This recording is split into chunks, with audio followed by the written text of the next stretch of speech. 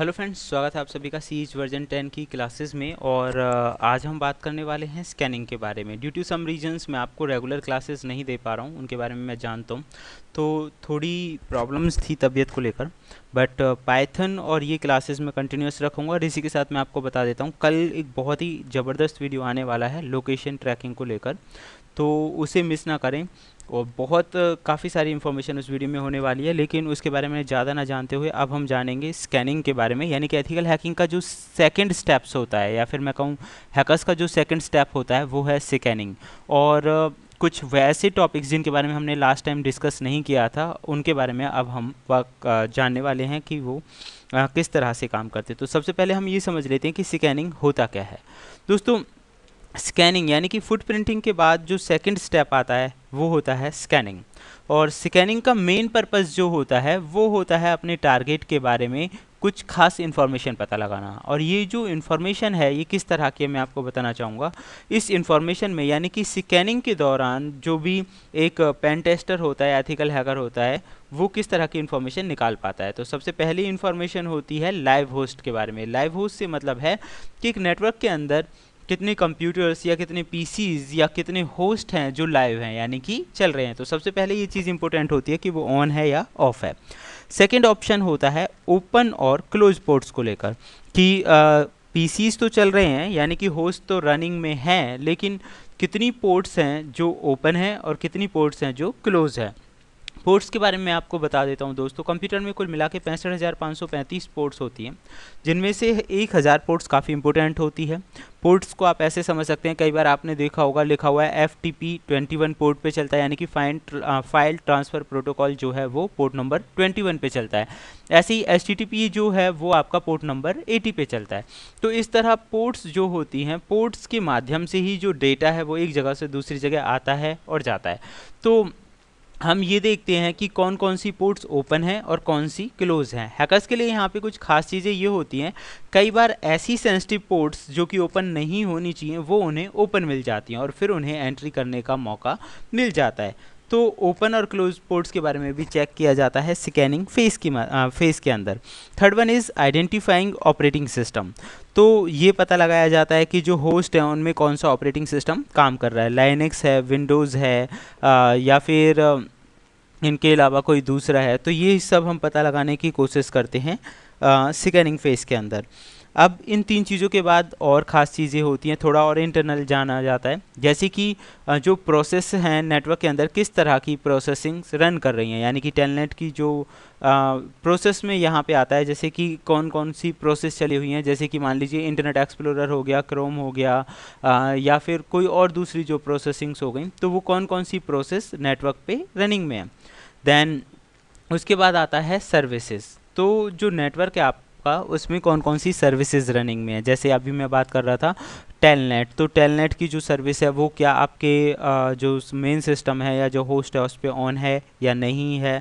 Remote access वाली जो services हैं वो ऑन है या नहीं है। तो काफ़ी जो मेन सर्विसेज होती हैं उनके बारे में पता लगाया जाता है स्कैनिंग के अंदर। एंड फाइनली हम कहें वल्नरेबिलिटीज़ के बारे में पता लगाया जाता है। वल्नरेबिलिटीज़ का मतलब है यहाँ पे कमियों का। अच्छा, इसका मतलब सिर्फ अगर हम बात स्कैनिंग की कर रहे हैं तो स्कैनिंग का मतलब सिर्फ इतना नहीं है कि एक नेटवर्क के अंदर हम पता लगा रहे हैं कि कौन कौन से होस्ट यानी कि कंप्यूटर ऑन है या ऑफ है। ये सर्वर पे भी टेस्टिंग सेम की जाती है। सर्वर के अलावा अगर किसी भी वेबसाइट की कमियाँ आप ढूंढना चाहें तब भी स्कैनिंग का जो पोर्शन है वो सेम ही रहता है। तो स्कैनिंग के अंदर आप समझ गए होंगे मेन जो काम है अपने टारगेट के बारे में, कि जो टारगेट होस्ट है आपका उस पर कौन सी सर्विसेज रनिंग में है, किस तरह की प्रोसेस उस पर चल रही हैं, एंड उसके कौन कौन से पोर्ट ओपन हैं या क्लोज हैं, कौन सा ऑपरेटिंग सिस्टम उस पर काम करता है या उसमें कोई कमियां हैं या नहीं है, वल्नरेबिलिटीज़ यानी कोई कमियां है या नहीं है। तो इस तरह की सारी चीज़ों का पता लगाया जाता है। तो मैं आपको बताना चाहूँगा कि इन चीज़ों का पता लगाने का जो मेन पर्पज़ होता है वो क्या होता है। तो फ्रेंड्स, सबसे पहले तो हमें यही देखना होता है कि ऑन या ऑफ है। और उसके बाद मान लीजिए ऑपरेटिंग सिस्टम का हमें पता चल गया, जिसे हम बैनर ग्रैबिंग के नाम से जानते हैं। तो ऑपरेटिंग सिस्टम मान लीजिए विंडोज़ है तो विंडोज़ के हिसाब से हम एक्सप्लॉइट या पेलोड्स तैयार करेंगे। ऑपरेटिंग सिस्टम अगर लाइनक्स है तो लाइनक्स के हिसाब से तैयार किया जाएगा। तो इसलिए स्कैनिंग काफ़ी इंपॉर्टेंट होता है। एक होता है वल्नरेबिलिटी स्कैनिंग। वल्नरेबिलिटी स्कैनिंग में हमें ये पता चलता है कि सिस्टम या टारगेट के अंदर किस तरह की कमियां हैं, और उन्हीं कमियों को अपना मतलब मेन बेस बना के जो अटैकर्स होते हैं वो अपना काम जो है वो शुरू करते हैं, और उन्हीं कमियों को देखते हैं एथिकल हैकर से आप पेन टेस्टर्स, क्योंकि जिस तरह की कमियां होंगी उसी हिसाब से वो उनका सॉल्यूशंस ढूंढेंगे। तो ये स्कैनिंग मेथड्स होते हैं जिनका इस्तेमाल किया जाता है, और उन सब के बाद पूरे डॉक्यूमेंट्स जो हैं, जो जो चीज़ें उन्हें मिली हैं वो तैयार किए जाते हैं, क्योंकि डॉक्यूमेंटेशंस के बाद जो जो कमियां मिली हैं उन्हें सुधारने का काम किया जाता है। तो स्कैनिंग मेथड्स आपकी समझ में आ गए होंगे। स्कैनिंग को आगे बढ़ाने के बाद मैं आपको बताना चाहूँगा प्रोटोकॉल्स के बारे में। दोस्तों, प्रोटोकॉल्स बहुत इंपॉर्टेंट चीज़ है। एक नेटवर्क के अंदर या इंटरनेट पे जो भी काम आप करते हैं वो सारा प्रोटोकॉल की मदद से ही एक जगह से है। फॉर एग्जांपल जैसे कि मैं आपको बताना चाहूँगा, जितने भी कंप्यूटर्स होते हैं सबका एक अलग आईपी एड्रेस होता है जिससे उनकी पहचान होती है। जैसे कि कई बार आपने देखा होगा 192.168.1.150, तो इस तरह से ये क्या है, एक आईपी एड्रेस है। और एक नेटवर्क में जितने भी होस्ट होंगे, आपके कंप्यूटर्स होंगे, उन सबका आईपी एड्रेस अलग होगा। इवन अगर आप मोबाइल पे भी नेटवर्क एक्सेस करते हैं तो उसका भी जो आईपी एड्रेस है वो बिल्कुल यूनिक होता है। तो आईपी एड्रेस से तो हम आइडेंटिफाई कर पाते हैं कि कौन से होस्ट पे या कौन से कंप्यूटर पे हमारा जो वर्क है वो चल रहा है। अच्छा, अब बात आती है डेटा को सेंड और रिसीव करने की। मान लीजिए हम ईमेल करते हैं या फिर कोई भी रिक्वेस्ट हमने भेजी, कोई भी चीज़ हम सर्च कर रहे हैं, तो ऐसी कंडीशन में क्या होता है। तो फ्रेंड्स, ऐसी कंडीशन में जब भी आप कोई मैसेज सर्च करते हैं या मैसेज एक जगह से दूसरी जगह भेजते हैं, एक ही नेटवर्क के अंदर या अलग नेटवर्क पे, मान लीजिए एक नेटवर्क में है तब भी वही है, और एक दूसरे नेटवर्क में आप भेजेंगे, इंटरनेट पे भी अगर आप सर्च कर रहे हैं, तो ऐसी कंडीशन में भी क्या होगा, ऐसी कंडीशन में जो आपका मैसेज है वो छोटे छोटे पार्ट्स में डिवाइड हो जाएगा, बहुत छोटे छोटे पार्ट्स, जिन्हें हम पैकेट्स के नाम से जानते हैं। डाटा पैकेट्स भी आप उन्हें कह सकते हैं। तो जितने भी ये पैकेट्स हैं ये दोनों के पास होते हैं, सेंडर के पास भी और रिसीवर के पास भी। तो जैसे ही मैसेज सेंड किया जाता है उसे सबसे पहले पास होना पड़ता है गेटवे, कंप्यूटर गेटवे से, और कंप्यूटर गेटवे की मदद से ही इस बात की पहचान हो पाती है कि उस जो वो मैसेज है उसे भेजना कहाँ पे है, उसकी जो डेस्टिनेशन है वो है कहाँ पे। तो इस तरह से जो ये पूरा प्रोसेस होता है ये प्रोटोकॉल की मदद से ही हो पाता है। तो प्रोटोकॉल आप समझ गए होंगे काफ़ी इंपॉर्टेंट रोल प्ले करते हैं इंटरनेट इंफॉर्मेशंस को एक जगह से दूसरी जगह भेजने के लिए। तो ये था प्रोटोकॉल्स के बारे में। अब हम कुछ ज़रूरी प्रोटोकॉल्स के बारे में जान लेते हैं, क्योंकि स्कैनिंग में इन चीज़ों के बारे में जानना थोड़ा ज़रूरी है। सबसे पहला आता है टीसीपी। तो टीसीपी मेन प्रोटोकॉल होता है टीसीपी और आईपी नेटवर्क के अंदर। देखिए, आईपी जो प्रोटोकॉल होता है वो सिर्फ पैकेट्स के साथ डील करता है, यानी कि जो भी डेटा है उसके साथ डील करने का काम होता है आईपी प्रोटोकॉल का। लेकिन जो टीसीपी होता है, टीसीपी की मदद से ही जो एक सुटेबल कनेक्शन है वो इस्टेब्लिश होता है, यानी कि दो कंप्यूटर्स या दो होस्ट के बीच में जो कनेक्शन इस्टेब्लिश हुआ है इस बात का वेरीफाई करता है टीसीपी, यानी कि ट्रांसमिशन कंट्रोल प्रोटोकॉल। ये वेरीफाई करता है कि जो कनेक्शन है वो इस्टेब्लिश हो चुका है, अब डेटा एक जगह से दूसरी जगह जा सकता है। तो ये होता है टीसीपी प्रोटोकॉल का काम और आईपी प्रोटोकॉल का काम। अब हम जानते हैं यूडीपी प्रोटोकॉल का काम। तो दोस्तों, हैकर्स के लिए भी काफ़ी इंपॉर्टेंट ये प्रोटोकॉल है। इसका पूरा नाम होता है यूज़र डेटाग्राम प्रोटोकॉल। ये इंटरनेट प्रोटोकॉल का ही एक पार्ट होता है। यूज़र डेटाग्राम जो प्रोटोकॉल है, वास्तव में अगर हम इसे कहें तो एक तरह से तो ये कनेक्शन लेस प्रोटोकॉल ही होता है। कनेक्शन लेस आप समझ गए हैं, कनेक्शन की इसमें ज़रूरत नहीं है। तो शॉर्ट मैसेजेस जो होते हैं, जिन्हें हम डेटाग्राम भी कह सकते हैं, तो शॉर्ट मैसेजेस सेंड करने के लिए इसका इस्तेमाल किया जाता है, शॉर्ट मैसेज सेंड करने के लिए। लेकिन यूडीपी जो प्रोटोकॉल है इस बात की गारंटी नहीं देता है कि आपका मैसेज डिलीवर हो चुका है या जो कनेक्शन है, सुरक्षित जो कनेक्शन है वो इस्टेब्लिश हो चुका है। तो इसीलिए इसे अनरिकॉलेबल सर्विस के नाम से भी जाना जाता है। मतलब there is no guarantee of data delivery, यहाँ पे डेटा डिलीवरी की कोई गारंटी नहीं है। ये अनरिकॉलेबल सर्विस है, एक तरह की अनरिकॉलेबल। देन यूडीपी जो है एक बेसिक एरर चेकिंग भी प्रोवाइड करता है। तो इसकी जो सबसे अच्छी खास बात है कि हैकर इसे क्यों यूज़ करते हैं, अगर ये कनेक्शन लेस है या अनरिकॉलेबल सर्विस है तो इसका इस्तेमाल क्यों किया जाता है ज़्यादातर। तो मैं आपको बताना चाहूँगा दोस्तों, ये बाकी प्रोटोकॉल्स की अपेक्षा काफ़ी फास्ट होता है, इसीलिए लोग यूडीपी प्रोटोकॉल का इस्तेमाल करते हैं। अच्छा, ये जो प्रोटोकॉल्स हैं किस तरह से काम कर रहे हैं, पैकेट्स किस तरह से जनरेट हो रहे हैं, उन सब के बारे में मैं आपको प्रैक्टिकल करके दिखाऊंगा कि पैकेट कैसे बनाए जाते हैं और कैसे वो काम करते हैं। लेकिन पहले हम इन चीज़ों को समझ लेते हैं कि वास्तव में स्कैनिंग का जो फेस है उसमें क्या होना है, प्रोटोकॉल क्या रोल प्ले कर रहे हैं और दूसरी चीज़ें। अब हम बात करते हैं DHCP यानी कि डायनेमिक होस्ट कॉन्फ़िगरेशन प्रोटोकॉल। दोस्तों नाम से ही पता चल रहा है डायनेमिक होस्ट कॉन्फ़िगरेशन प्रोटोकॉल, तो ये जो मेन चीज़ है, मेन इस प्रोटोकॉल का काम होता है होस्ट को कॉन्फ़िगर करना। और वास्तव में एक क्लाइंट सर्वर प्रोटोकॉल है। ये क्या है? क्लाइंट सर्वर प्रोटोकॉल, जिसकी मदद से जो इंटरनेट प्रोटोकॉल है और जो आप सबनेट्स वगैरह देते हैं, आईपी वाला जो मेरा चैप्टर था, आईपी एड्रेस वाला चैप्टर, उसमें मैंने आपको बखूबी बताया है। मेरी जो पुरानी क्लासेस हैं, क्लास सेकंड थर्ड, उनमें आप जाके देख सकते हैं कि आईपी एड्रेस किस तरह के होते हैं, नेट सबनेट मास्क वगैरह क्या होता है, ये सब अच्छे से मैंने एक्सप्लेन किया हुआ है। बट इन शॉर्ट आप इसे समझ सकते हैं कि होस्ट को कन्फिगर करने का मेन जो काम है वो DHCP का है। इसी की मदद से जो डिफरेंट आईपी एड्रेसेस हैं वो आप प्रोवाइड कर पाते हैं और इसी की मदद से सक्सेसफुली एक कंप्यूटर से दूसरे कंप्यूटर पे मैसेज जो है एक नेटवर्क के अंदर वो सेंड हम कर पाते हैं। एक जो सक्सेसफुल होस्ट कॉन्फ़िगरेशन हो पाता है वो हम DHCP की मदद से ही कर पाते हैं। एक तरह का आप समझ ही गए होंगे कि इसका जो मेन वर्क है वो क्या है। एंड फाइनली हम जानते हैं SSL के बारे में। प्रोटोकॉल बहुत सारे होते हैं दोस्तों, उनमें से मैंने कुछ के बारे में, जो कि ज़्यादातर आपको सुनने को मिलेंगे, तो उनमें से कुछ के बारे में मैंने यहाँ एक्सप्लेनेशंस दिया है ताकि आपको पता चल जाए कि वास्तव में ये बीमारी है क्या।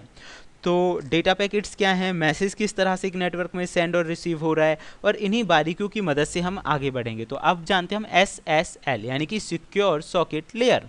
ये क्या है दोस्तों? SSL एक स्टैंडर्ड सिक्योरिटी टेक्नोलॉजी है।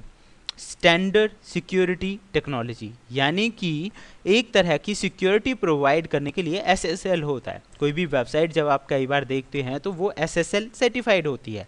SSL सर्टिफाइड होने का मतलब ये है कि जो भी इंफॉर्मेशन, मान लीजिए आप उस वेबसाइट पे कोई भी चीज़ सर्फिंग कर रहे हैं, वहाँ से कुछ चीज़ ले रहे हैं, वहाँ कुछ प्रोवाइड कर रहे हैं, तो वो जो इन्फॉर्मेशन है पूरी तरह से सुरक्षित है। SSL का मतलब है पूरी तरह से जो आप इन्फॉर्मेशन सेंडिंग रिसीविंग करेंगे वो सुरक्षित है, वो पूरी तरह से इनक्रिप्टेड होती है।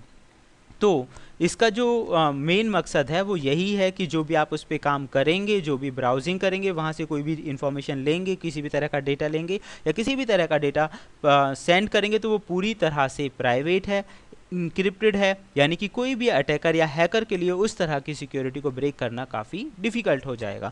तो आसानी से किसी भी तरह के अटैक को वो अंजाम नहीं दे पाएगा। तो एक तरह की ये सिक्योरिटी है जिसे हम SSL के नाम से जानते हैं। तो कुछ प्रोटोकॉल TCP/IP, UDP और DHCP प्रोटोकॉल के बारे में आप समझ ही गए होंगे कि प्रोटोकॉल क्या है, किस तरह से काम कर रहे हैं। SSL क्या है दोस्तों, ये चीज़ें बताना मुझे इसलिए भी ज़रूरी है क्योंकि आपको पहले पता होना चाहिए कि ये सारी चीज़ें होती क्या हैं, तभी हम एक सही वे में जो अपना काम है स्कैनिंग का वो कर पाएंगे।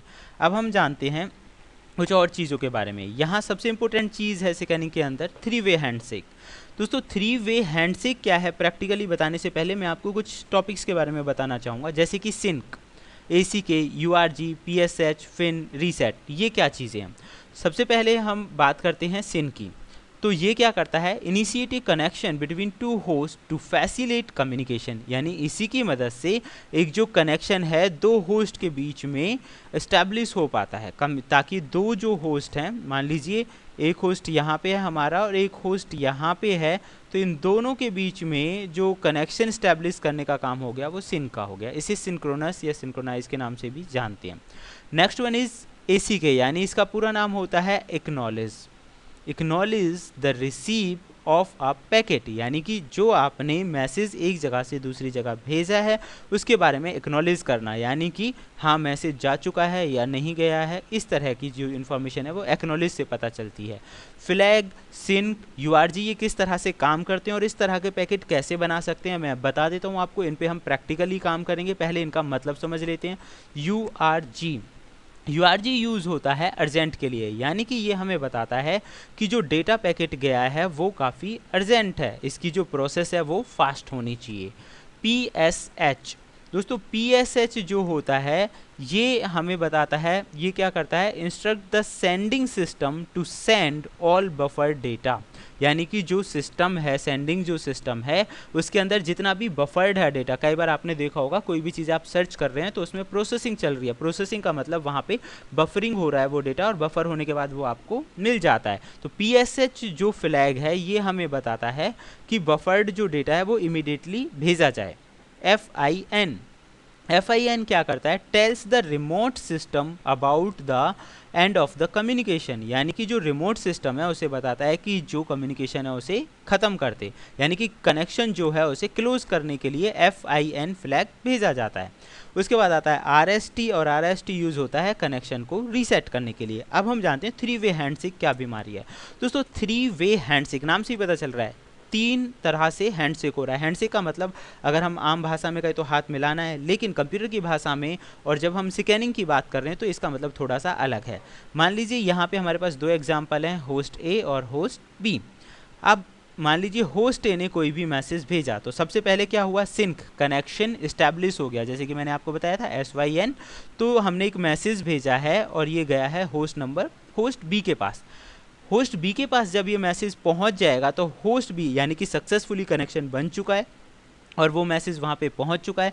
तो एक दूसरा मैसेज हमें इस वाले कंप्यूटर यानी कि होस्ट बी जो सेकंड कंप्यूटर है यहाँ से हमारे पास एक दूसरा मैसेज आएगा जो कि आएगा सिंक का, जो हमें बताता है कि कनेक्शन इस्टेब्लिश हो चुका है, प्लस में एक्नॉलेज का। एक्नॉलेज मतलब जो मैसेज है वो मेरे पास आ चुका है, ये हमें बताएगा। अच्छा, दूसरा मैसेज आने के बाद जैसे ही यहाँ पे सिंक और एक्नॉलेज का मैसेज यहाँ पे आया तो जो होस्ट ए है यहाँ से दोबारा से एक्नॉलेज का मैसेज जाएगा कि हाँ, इससे हमें पता चलेगा कि जो कनेक्शन है या जो हमने मैसेज भेजा था वो सक्सेसफुली, जो भी हमने फ्लैग भेजा है वो सक्सेसफुली इम्प्लीमेंटेड हो चुका है, सक्सेसफुली मैसेज जा चुका है और एक सुरक्षित कनेक्शन जो है दोनों कंप्यूटर्स के बीच में बन चुका है। और इसी से हमें पता चलेगा कि सामने वाला जो होस्ट है वो लाइव है या नहीं है, सक्सेसफुली हम उस पर मैसेज भेज सकते हैं या नहीं भेज सकते हैं। तो ये था 3 वे हैंडशेक। तो स्कैनिंग की ये कुछ खास टेक्निक्स थी जिनके बारे में हमने आज जाना।